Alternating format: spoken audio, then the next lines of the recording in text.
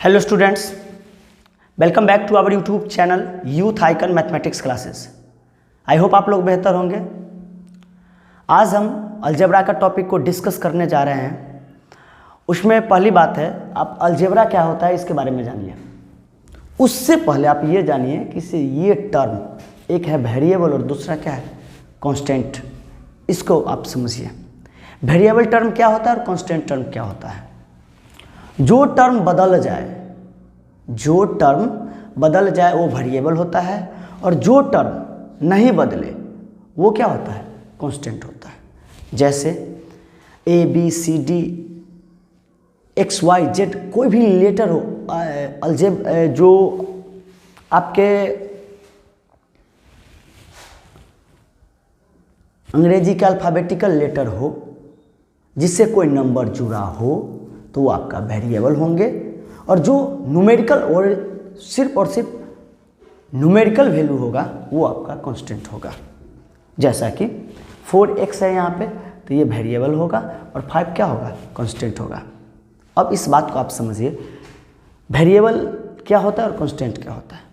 जो टर्म, अब मान लीजिए यहाँ पर x का वैल्यू 1 रखते हैं तो 4 में 1 से मल्टीप्लाई करेंगे तो 4 हो जाएगा। फिर x बराबर 2 रखते हैं तो 4 में 2 से मल्टीप्लाई करेंगे 8 हो जाएगा। डैट मीन्स x के वैल्यू बदलने पर आपके इस साइड वाला टर्म बदल रहा है, तो बदल रहा है तो वेरिएबल हो गया। और ये 5 यहाँ पे 5 है और कहीं भी इसका वैल्यू 5 ही रहेगा, मतलब फिक्स रहेगा, तो इसीलिए ये क्या हो गया फिक्स हो गया। ठीक है। अब आगे देखिए आप क्या करते हैं, इस टर्म को जानने का प्रयास करते हैं। वेरिएबल आप समझ गए, एक्स वाई जेड कुछ भी लगा होता है वो वेरिएबल होता है, और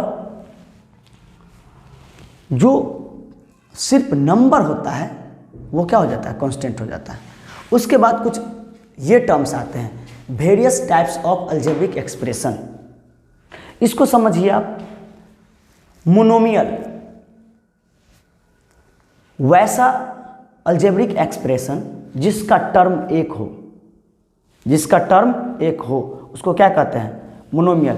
and algebraic expression on which contain only one terms, वैसा अलजेब्रिक एक्सप्रेशन जो केवल एक टर्म रखता हो वो आपका मोनोमियल होता है। जैसे 2x माइनस 4xy। अब यहाँ पे देखिए -4xy ये फैक्टर 3 है, इसमें फैक्टर 3 है, बट ये टर्म कितने हैं एक ही टर्म है, इसीलिए क्या हो गया मोनोमियल। इसमें देखिए -3a²b। पावर देख के आप तय मत करना, नहीं तो आपका गलत हो जाएगा। आप हमेशा टर्म देख कर तय करना ये मोनोमियल है या बाइनोमियल है।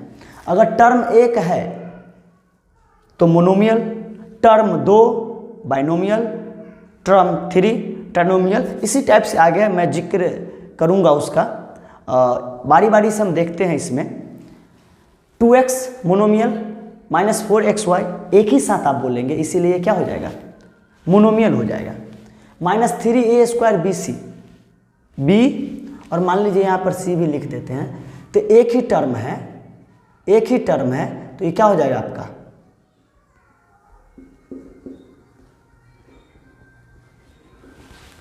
ये आपका क्या हो जाएगा मोनोमियल। ETC monomial. अब बाइनोमियल समझिए। बाइनोमियल क्या होता है, N algebraic expression containing 2 terms, वैसा अलजेब्रिक एक्सप्रेशन जो 2 टर्म रखता हो वो क्या हो जाता है बाइनोमियल। जैसे 2a + 3b, x² - 5xy। आप टर्म देखो ना, ये पहला ये टर्म है और दूसरा ये टर्म है, टर्म 2 हो गया तो ये बाइनोमियल हो गया। इससे भी समझ में ना आवे तो आप सिंबल देख लेना।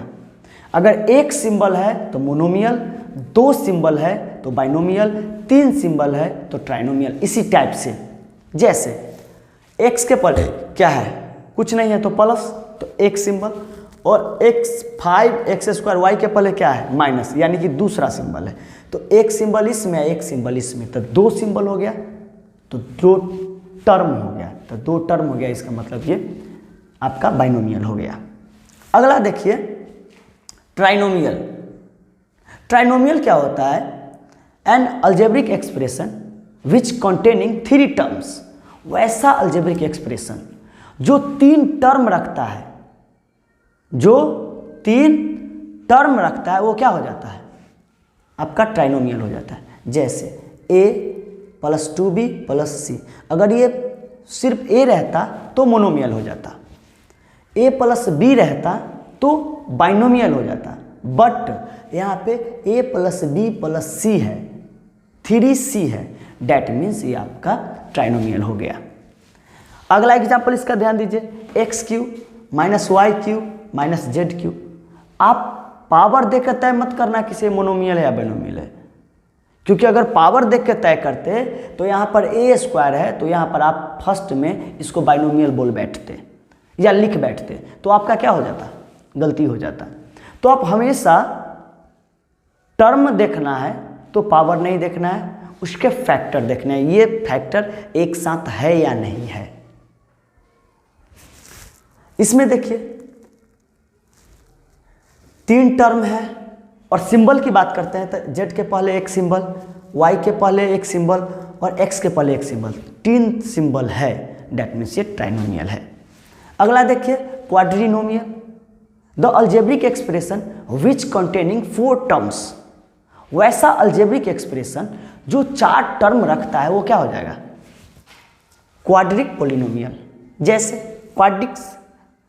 क्वाड्रिनोमियल्स हो जाएगा, जैसे x + y + z + 5। देखिए कितने टर्म हो गए? आपके 4 टर्म हो गए। 4 टर्म का मतलब आपके 4 सिंबल है और 4 सिंबल के मतलब ये आपके क्वाड्रिनोमियल है। Okay, term 1 monomial, term 2 binomial, term 3 trinomial and term 4 क्वाड्रिनोमियल होता है। और एक और आता है आपका पॉलिनोमियल्स आता है, जो आपको क्लास 9th में अच्छे से पढ़ना है, क्लास 7 8 तक ज़्यादा कुछ पढ़ना नहीं है, लेकिन इंट्रो के तौर पे देख लेते हैं हम। 2 या मोर देन 2 टर्म्स, 2 और more than 2 terms, that is called polynomial. जिसमें 2 या 2 से ज़्यादा टर्म होता है वो क्या हो जाता है?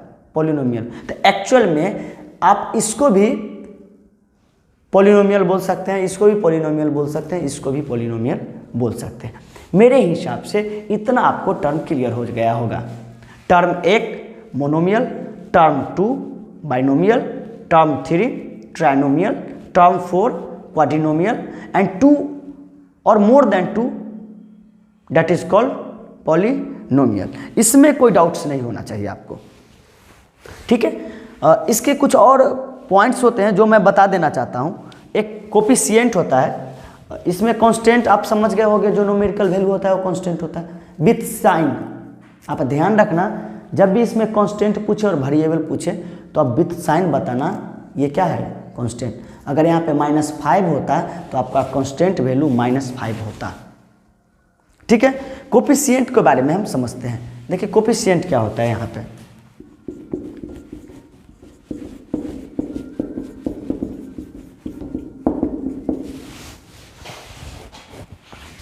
कोफिशिएंट जो होता है इसमें उसके कोई टर्म होता है, उसके पहले जो न्यूमेरिकल वैल्यू जुड़ा रहता है या उसके साथ अलजेब्रिक वैल्यू जुड़ा रहता है, वो आपका क्या हो जाता है? कोफिशिएंट। वैसे तो डिफिनीशन आप देखना चाहेंगे तो डिफिनीशन बहुत बड़ा लिखा हुआ है, लिखा है in term of an algebraic expression any of the factor with the sign of term. मतलब वैसा अलजेब्रिक एक्सप्रेशन जो फैक्टर जो एक साइन लेके एक साथ आता है उसको क्या बोल देते हैं? कोफिशिएंट बोलते हैं। और फैक्टर का क्या हो जाता है? प्रोडक्ट भी रहता है। जैसे एग्जाम्पल के थ्रू हम समझते हैं कोफिशिएंट के बारे में। जैसे आपको एग्जाम्पल में आ गया यहाँ पे, ध्यान दीजिएगा आप लोग और बताइएगा मुझे क्या हो सकता है। इसमें पूछते हैं -6ab, ठीक है, ये टर्म है। इसमें लिखेंगे coefficient of B, coefficient of B. तो जिसका कोफिशिएंट पूछेगा ना आप उसको छोड़ दीजिए, जिसका कोफिशिएंट पूछेगा उसको छोड़ दीजिए और जो बच जाते हैं उनको आप लिख दीजिए, वही आपका क्या हो जाएगा? कोफिशिएंट। जैसे यहाँ b का कोफिशिएंट पूछा है तो b को छोड़ दीजिए, b के बाद कितने फैक्टर बच जाते हैं? 2। 6 और a। ओवरऑल इसमें कितने फैक्टर है? 3 फैक्टर है, 6 है, a है और b है। तो जिसका पूछे कोफिशिएंट उस फैक्टर को छोड़ के बाकी जो रिमेनिंग फैक्टर बचते हैं विथ सिंबल, वही आपका क्या बन जाता है? कोफिशिएंट। तो यहाँ आपका आंसर हो जाएगा -6a, यही आपका आंसर होगा। अगर इसी में आपको पूछता कोफिशिएंट ऑफ ए का कोफिशिएंट पूछता तो आप क्या बोलते? -6b। मतलब जिसका कोफिशिएंट पूछेगा ना उसको छोड़ दीजिएगा और बाकी लिख दीजिएगा, बाकी वाले फैक्टर लिख दीजिएगा, वही आपका क्या हो जाएगा? कोफिशिएंट। और क्वेश्चन भी बन जाएंगे, इसमें कोई दिक्कत नहीं है। अब एक टर्म आता है ये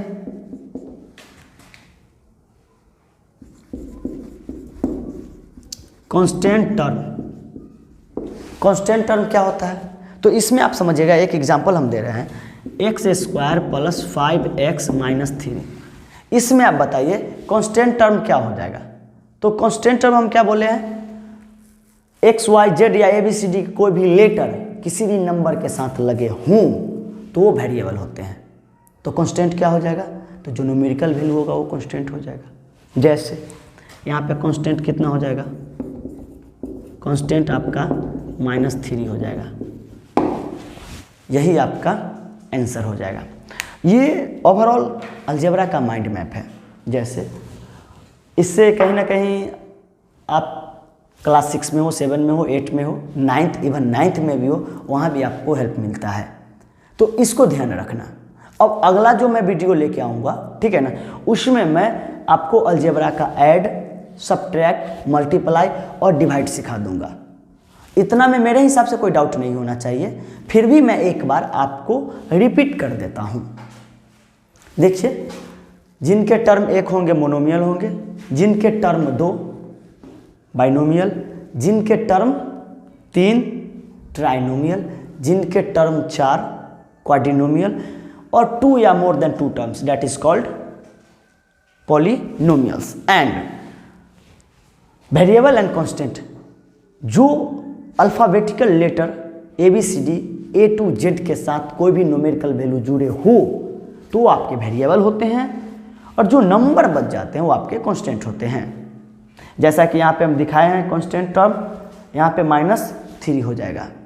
दूसरी बात, एक कोफिशिएंट आया है, तो जिसका भी कोफिशिएंट पूछेगा उस वैल्यू को छोड़ के जो रिमेनिंग फैक्टर बचते हैं विथ सिंबल, जो रिमेनिंग फैक्टर बचते हैं विथ सिंबल उसको आप लिख डालिए। जैसे 6ab -6ab, इसमें b का कोफिशिएंट पूछा है तो b का कोफिशिएंट बोलने का मतलब b को छोड़ दीजिए तो कितने फैक्टर बच जाते हैं? 6 और a, तो विथ सिंबल लिख दीजिए, वही आपका क्या बन गया? कोफिशिएंट बन गया है। ले दे के हम बात करें तो ये अलजेब्रा का माइंड मैप रहा आपका, जिसका चर्चा मैं बार बार करता हूँ। माइंड मैप यही है। इतना पढ़ने से आपके अलजेब्रा का जो क्वेश्चन होगा वो कहीं ना कहीं आपको आइडिया लग गया होगा कि कहीं ना कहीं इसी के आसपास सारे क्वेश्चन हैं। और मैं बताता हूँ इसके आसपास नहीं, सब इसी में है। कुछ क्वेश्चन वैल्यू पुटिंग आता है, कुछ एडिशन, मल्टीप्लाई, सब्ट्रैक्शन आता है, तो वो मैं स्पेशल वीडियो में दूसरे क्लास में लूँगा तो स्पेशल कर दूँगा। लेकिन इतना काफ़ी है आप लोग के लिए। और अलजेब्रा का जब मैं नेक्स्ट वीडियो को लाऊंगा, ठीक है, तो उसमें मैं आपको addition, subtraction, multiply and division सिखाऊंगा, और उसमें एक SNS का चर्चा करेंगे। जो SNS एक ऐसा कंसेप्ट है जो अलजेब्रा का add, subtraction, multiply and divide बनाने में 100% आपको मदद करता है, क्योंकि वो आपके पास रहा तो मेरे हिसाब से, अकॉर्डिंग टू मी, आप गलत कभी नहीं करोगे अलजेब्रा में। क्योंकि अलजेब्रा में माइनर मिस्टेक होता है, आप गलती से भी माइनस छोड़ दिए ना तो आप पूरा बनाया हुआ गलत हो गया। क्योंकि मैथ्स स्टेप पे नंबर देता है, आप माइनस प्लस छोड़ोगे तो फिर नंबर कहाँ से मिलेगा? प्लस के जगह माइनस लिख दोगे तो फिर नंबर ही चेंज हो जाएगा, वैल्यू ही बदल जाएंगे। अब वैल्यू बदल गए तो फिर टर्म नहीं बचेगा। बाय द वे इसको स्टडी करिएगा आप, ठीक है ना, और लिखिएगा भी, और अगला वीडियो में मैं आपको इसका जिक्र कर दूंगा। धन्यवाद, थैंक्स फॉर वॉचिंग।